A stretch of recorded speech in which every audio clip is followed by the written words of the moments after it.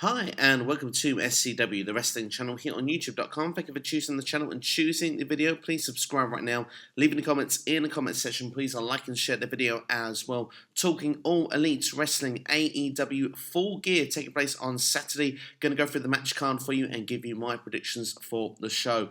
Full Gear, AEW has gone into Full Gear, hasn't it? So in a way, it's an appropriate name for this pay-per-view. Of course, now the weekly television program has been going on for a number of weeks, so we've had the opportunity weekly to see this card being put together and built quite nicely, which for that way I am a fan of the pay-per-view name, but in another way I do think it is also a fairly weak name. I have enjoyed the other names that have been used prior to this pay-per-view. I do think it's the weakest name so far, although like I say at the start of the video, I think that it is probably an appropriate name as we are in full gear now with AEW. Everything is happening each and every week and we get to see it on TNT or depending on where you are in the world. But I'll go through the matches. Going to start with the buy-in and we're going to be talking Britt Baker, Dr. Britt Baker, taking on Priestley. I'm looking forward to this. I did think that this had been quietly dropped, this match, because I've not really seen a lot go on Dynamite with these two, but this does go back to the Women's Casino Battle Royal, and I believe in fact this goes back to perhaps even Fight the Fallen, so this has been kind of building for a number of months, so it's looking forward to seeing hopefully a payoff here. But my feeling looking at this match, Britt Baker, she has had a Women's Championship opportunity and she didn't win. I'd like to see someone else built up to become a challenger, and Priestley for me is a candidate, someone who could be a good top female in the division, which at the moment I think is still probably missing a bit of star power, but to think that these two both could be a good candidates to be towards the top end of the division. But for me, as Priestley has not been a challenger for the championship at this stage of the game, she will be my prediction for the victory.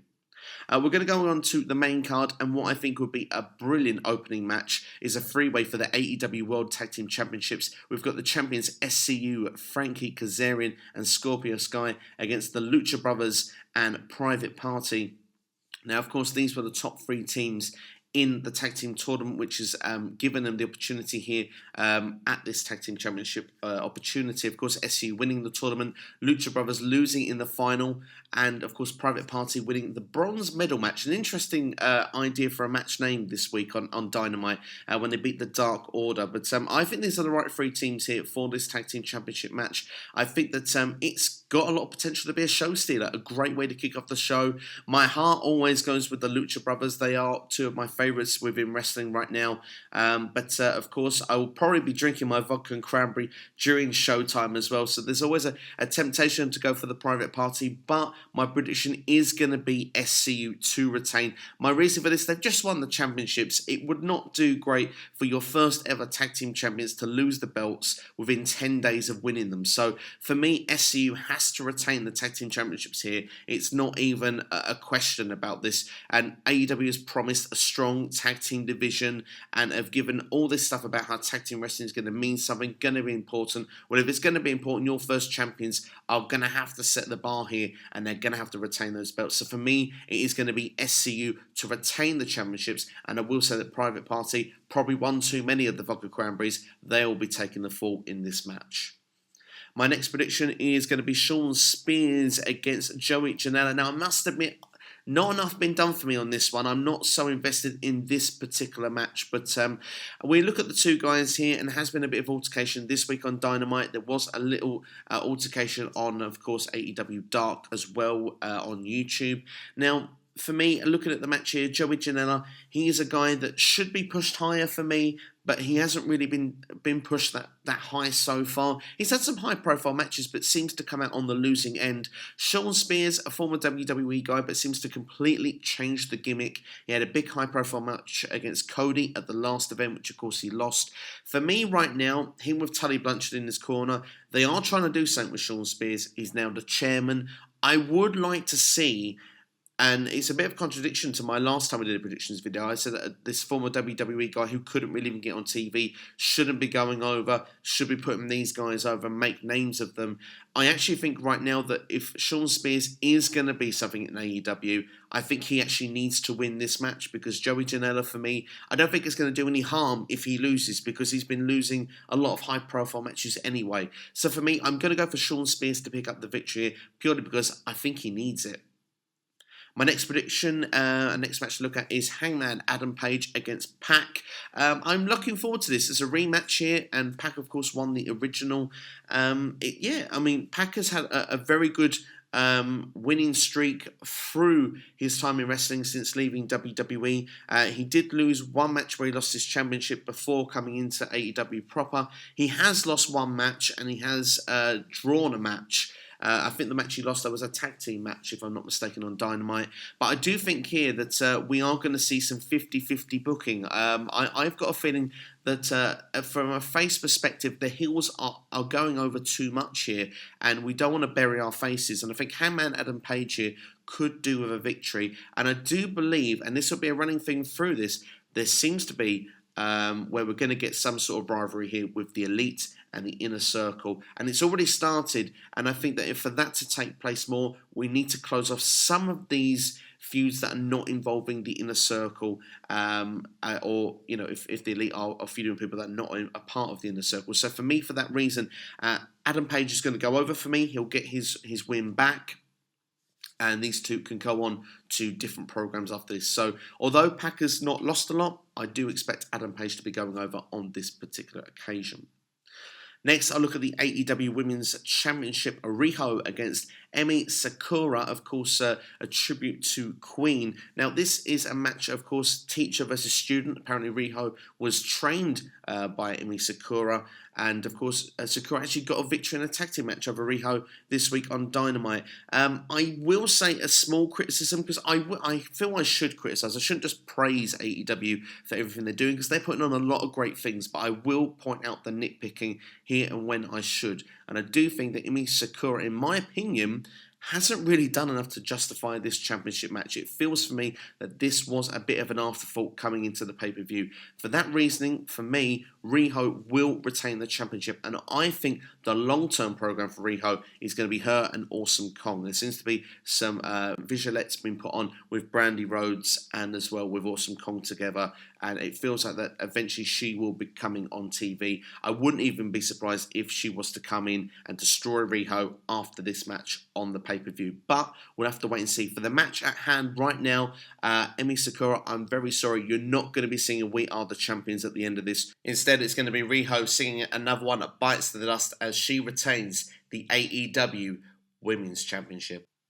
Next, we are going to be looking at the unsanctioned Lights Out match. That's right, looking forward to this one. Jon Moxley, Kenny Omega. How many times have we seen barbed wire involved with no one actually using it? It's an unsanctioned match, so I expect it will come into play here, and someone will not be interrupting, and we will probably get blood and we will get violence. A match that was supposed to be a one-on-one match originally that was going to be taking place at All Out is now going to be taking place here.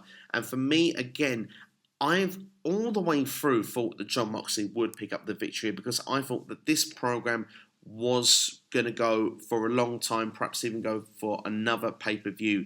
But at the moment, I do have this kind of feeling within myself that maybe it could end here. And if it's going to end here, Kenny Omega needs a big victory for me on pay-per-view. Someone like Moxley would really put him over. And, of course, it's another classic case of a former WWE guy against this AEW guy. And I think that you need to put Kenny Omega over here. I think that it would be a great way to beat Moxley in his own match, have a bloodbath between the two.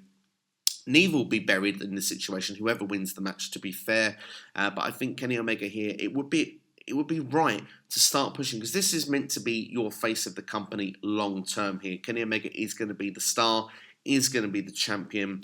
You know, he's not going to be your Roman Reigns, your John Cena, whoever in previous times in wrestling, and you look and say Kenny Omega is going to be that guy for AEW. So for me, he needs to start picking up big victories on big cards, and this is going to be a big match card, you know, arguably, you know, one of the big pay-per-views of the year for AEW, perhaps even in the wrestling world when you look at this card, because it's a strong card.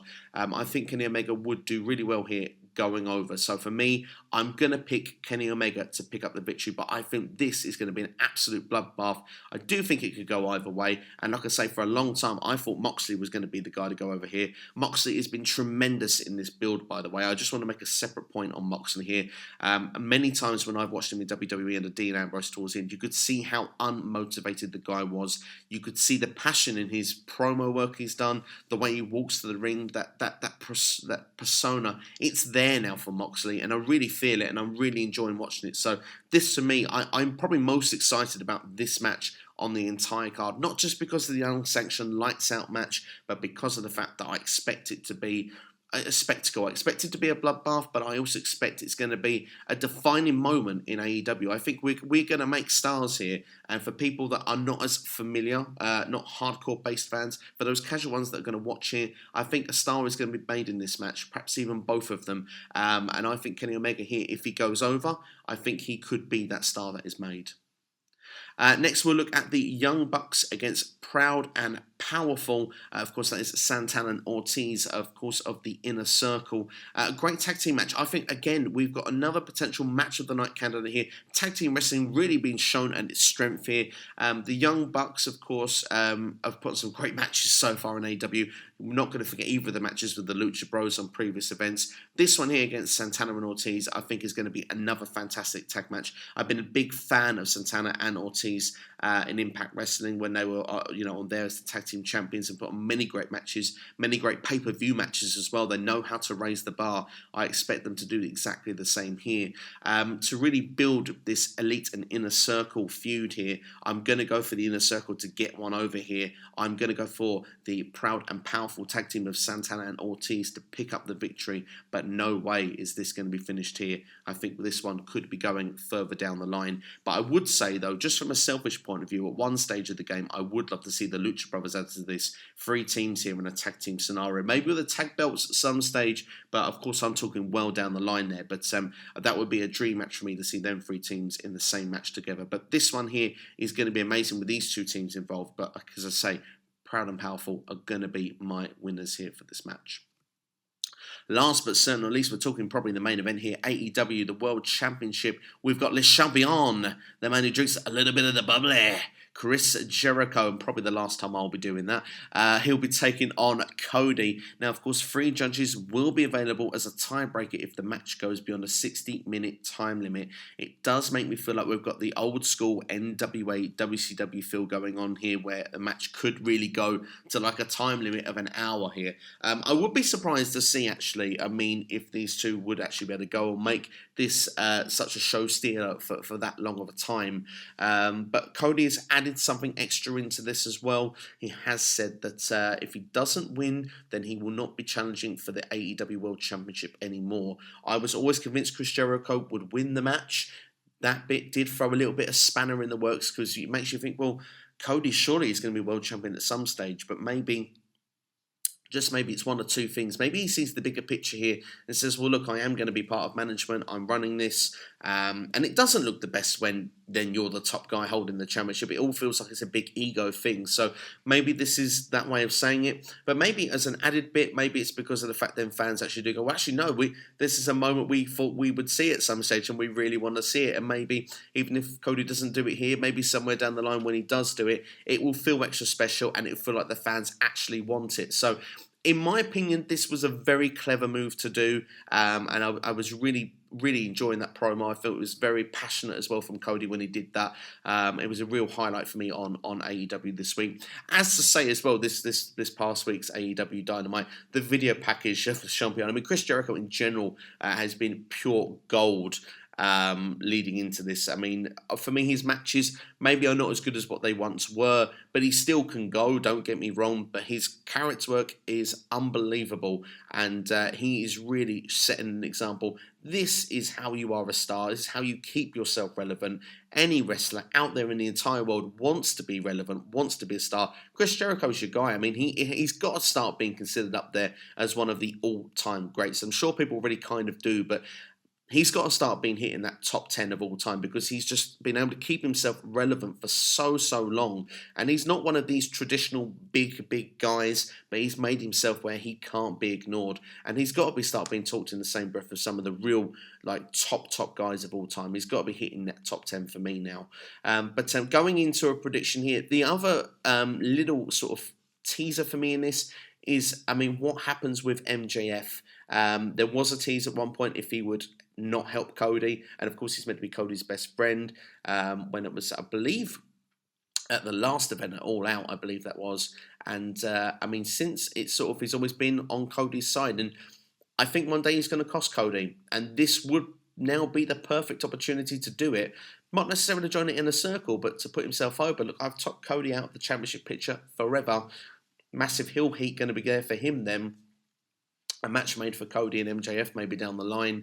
And yeah, I mean, I think it's something that I think will happen. It's just a matter of when, if it would be this or maybe on a future time. Maybe he might turn on the Elite, but maybe when they take on the Inner Circle, maybe. I feel there will be a stable versus stable match somewhere down the road. But, excuse me, last, before we finish here, the 3 judges. I've just got to talk about this part quickly. I'm not so sure I'm the biggest fan of it. I remember Impact Wrestling did a thing with judges, but they also did rounds. And for me, that really just fell flat with the audience. People want to see a decisive result. I hope the judges don't come into play. If you ask me of a perfect way to book this, I would say let's just see this match go for a length of time, maybe half an hour, 40 minutes. I feel like we're getting near that time limit, and maybe we can see Cody being cost the opportunity, because I think that's the best way to do it here. Cost Cody the match, whether it's MJF when it's the Inner Circle, and Le Champion then can go and celebrate with a bit of the bubbly after the event, and then we've got a nice natural progression to go forward after Full Gear going into Dynamite next week. So that's my predictions there for you for this great show, hopefully coming up ahead, All Elite Wrestling Full Gear. Let me know your predictions in the comments below. And of course, I will be doing Ask SCW. Of course, the questions are open for you now. Leave a question in the comments below with hashtag AskSCW, and I will answer that for you on the show, giving you a shout out as well. But that's all from me anyway. Thank you for watching as always. I'll see you next time here on SCW, the wrestling channel, here on YouTube.com. Take care.